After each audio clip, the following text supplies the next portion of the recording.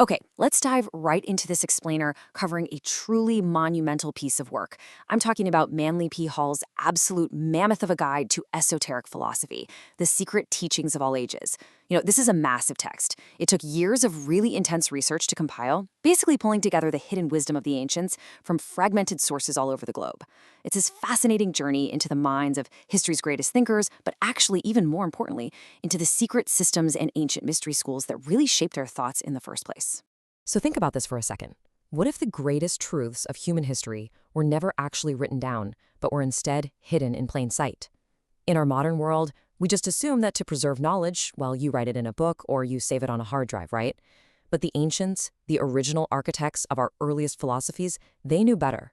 They realized that empires inevitably fall, languages die out, and literal texts, they can be destroyed, corrupted, or just fall into the wrong hands. So they faced this monumental problem. How in the world do you pass the torch of ultimate wisdom safely down through the centuries? Well, today we are going to trace exactly how they solved that problem, kind of using a classic iceberg structure. Number one, the surface, philosophy's purpose. Number two, the descent, secret societies. And number three, the universal language, symbolism. Let's kick things off with part one, the surface, philosophy's purpose. Before we can really uncover the secrets of the ancient world, we've got to understand the public face of all this ancient wisdom, which is philosophy itself. And honestly, the ancients defined philosophy way differently than we do today. To them, philosophy was the science of estimating values, establishing the relation of manifested things to their invisible ultimate cause. Nowadays, we kind of think of philosophy as just, abstract arguing for the fun of it. But to the ancients, no way. It was the absolute ultimate science. It was all about discovering the invisible spiritual causes behind the physical, visible world. I mean, the Roman thinker Cicero literally called it life's guide and the searcher out of virtue. To the ancient mind, if you didn't understand the invisible laws of nature, you were basically just stumbling around in the dark, reacting to effects, without ever really knowing the causes.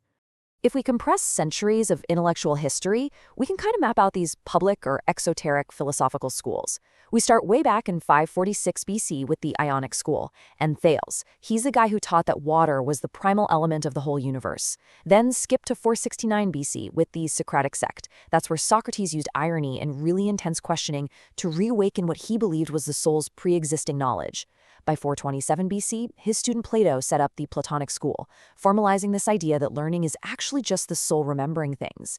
Then Aristotle rolls up in 384 BC, turning philosophy strictly into the science of first causes. Fast forward all the way to the 17th century AD, and you get modern science, thinkers like Descartes and Bacon, who shifted our focus really heavily onto the mechanics of the material world. But here is the massive secret that modern history almost always glosses over. Which brings us to part two. The Descent Secret Societies. The incredible twist here is that these legendary thinkers we just talked about, Plato, Pythagoras, all of them, they didn't just invent this wisdom out of thin air while standing around in a public square. No, they were actually initiated into underground mystery schools. You see, the ancient world deliberately split knowledge into two distinct streams. On one side, we have exoteric knowledge. These were the literal interpretations, the public myths, state religions, basically fables designed for what they called the unqualified many. The masses worshipped literal sun gods and brought offerings to marble statues. But on the flip side, we have esoteric knowledge. These were the secret spiritual and scientific truths fiercely guarded by the discerning few. The initiates fully recognized that the literal gods fed to the public were really just personifications of vital forces and abstract natural laws. As the source text puts it, it was a system of feeding milk to babes but reserving meat for strong men. And the wild part is, this wasn't just some localized group hanging out in Greece. It was a vast, worldwide phenomenon.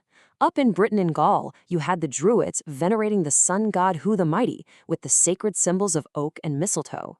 Down in Persia and later Rome, you had the Mithraea cults, worshipping Mithras with that iconic imagery of the slayed celestial bull.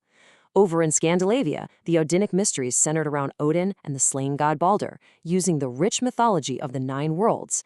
And down in Syria and Alexandria, the Gnostics focused on the supreme deity Abraxas and the symbol of the serpent.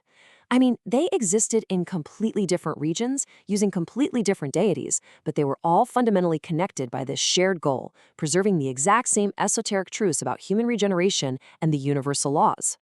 So what was it actually like to join one of these mystery schools? Let's take the Druidic Order, for example. You didn't just stroll into the forest and suddenly learn the secrets of the cosmos. First, you started out as an ovate. You wore green robes, symbolizing learning, and you had to study medicine, astronomy, and poetry. If you proved you were up to it, you advanced to become a bard. Here, wearing sky blue robes to represent harmony and truth, you had the absolutely monumental task of memorizing up to 20,000 verses of sacred poetry. Let that sink in. Only after intense purification, rigorous tests of character, and this symbolic death and rebirth process could you become a full druid, wearing white robes and serving as the spiritual head and custodian of the deepest mysteries of nature. Now, let's jump from the dense oak forests of Britain straight into the subterranean caves of Rome. The Roman legionnaires actually adopted the Persian cult of Mithras and spread it all across Europe. Initiates would gather in these dark underground caverns that literally symbolized the earth and the lower worlds. Their ultimate goal? To harmonize these celestial opposites of good and evil within themselves. They use this incredibly vivid imagery of Mithras, the sun god of intelligence, plunging his sword into the throat of the cosmic bull. Exoterically, for the masses, it meant the sun's rays fertilizing the earth at the vernal equinox. But esoterically, it was this complex allegory for the initiate controlling their own animal passions and nourishing the universe with spiritual purity. And over in the Odinic mysteries of Scandinavia, the absolutely crucial number to understand is 9. A candidate seeking wisdom in this school had to wander basically like a lost soul through 9 underground caverns. These 9 chambers represented the 9 spheres of their universe, from Asgard, the heaven world of the gods, all the way down to Helheim, the cold world of the dead. The initiate's ultimate goal was to resurrect the slain god Balder the Beautiful. But remember what we talked about, the gods are allegories. Resurrecting Balder actually symbolized reawakening the divine light, joy, and truth within the candidate's own soul, right after they passed through all the brutal trials of the physical world. All right, let's move into part 3, the universal language, symbolism. Okay, so here's the big question. If these mystery schools were so incredibly secretive, and if they completely distrusted written language because it could be destroyed or misinterpreted by the uninitiated masses, how on earth did they pass this profound knowledge down to us today? Well, there's a brilliant quote from the text that answers this perfectly. Symbolism is the language of the mysteries. A symbol may both reveal and conceal, for to the wise the subject of the symbol is obvious, while to the ignorant the figure remains inscrutable. So the crucial takeaway here is that the ancient sages actively, deliberately rejected human-conceived dialects to preserve their divine ideas. Instead, they used symbolism. Why? Because a symbol is just pure genius. It operates on 2 levels at the exact same time. It gives the uninitiated masses a nice story, a myth, or a pretty architectural figure to look at, while simultaneously directly transmitting profound philosophical, mathematical, and spiritual truths to anyone who actually holds the esoteric key to unlock it. And because of this, all that secret knowledge remains hidden in plain sight in some really monumental places today. The ancients didn't just scribble on parchment. No, they engraved their secrets upon the massive faces of mountains. They concealed their cosmic knowledge right within the exact geometric measurements of colossal images and statues. They hid their advanced understanding of chemistry and the human soul woven into the colorful fabric of classical mythologies. They literally built their truths into the spans, arches, and floor plans of their temples. And, probably most famously, they encoded the very laws of the universe into the precise geometry of the Egyptian pyramids. I mean, they realized that nations rise and fall, golden ages inevitably give way to dark ages, so they wrote their secrets in stone and mathematics, a universal language that the ruthlessness of time and the elements just could not entirely wipe away. Which leaves us with a final, really fascinating thought to wrap up this explainer. The great thinkers and initiates of the past went to inconceivable extremes to make absolutely certain that the spiritual and scientific laws of the universe were preserved. But preserved specifically for those willing to do the hard intellectual and moral work to understand them. The keys to the universe haven't been lost, folks. They're just waiting to be read by the discerning few. So now that you know the true hidden language of the ancients, what secrets will you see hidden in the symbols around you? Keep your eyes open, always question the surface of things, and whatever you do, never stop learning.